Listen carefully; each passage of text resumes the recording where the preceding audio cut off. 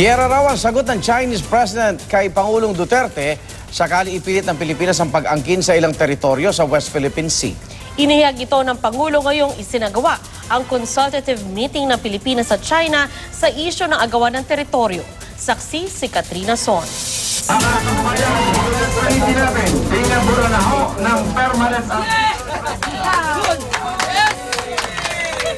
Sa makasaysayang desisyon noong July 2016, pinabura ng United Nations Arbitral Tribunal ang Pilipinas sa kasong isinampa nito laban sa China. Idineklara ng tribunal na may karapatan ang Pilipinas sa mga inaangking teritoryo sa West Philippine Sea. Kabilang narito ang Fiery Cross o Kagitingan Reef na nilagyan na ng China ng rocket launcher.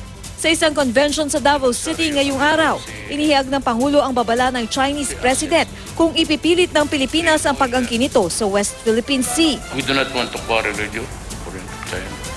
We want to maintain the present warm relationship. But if you force the issue, we'll go to war. Ano pa bang sabihin ko? Pero ayon sa Pangulo, may binigyang diin din siya kay President Xi Jinping. Sinabi ko talaga harap-harapan. That is ours and we intend to drill oil there. Wala nang palaboy-laboy. I can drill the oil if there is some inside the bowels of the earth because it is ours. At kung magkagyera man daw. So we seek the help of America, a concerted effort of all the member states of the United Nations. Are they willing to fight? Because if they're willing to fight, we are. But kung ako lang, why would I do that?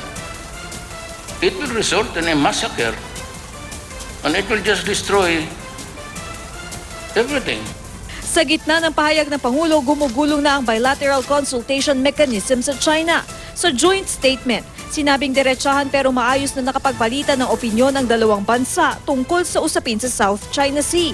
Napagkasunduan ng pagpapatuloy ng mga pag-uusap para sa confidence building at pagtigil ng mga aktibidad sa South China Sea na posibleng magpalala ng tensyon at makaapekto sa kapayapaan ng rehiyon. Nagkaroon din ng diskusyon sa mga susunod na hakbang kaugnay sa maritime cooperation at posibleng pagbuo ng mga technical working group. Sabi ng DFA, hindi pa dedehado ang Pilipinas. Ang instructions natin, instructions ng Pangulo, di ba? We will fight for our territory. And we will not give up a single inch of our soil or our waters. Ako si Katrina Son, ang inyong saksi.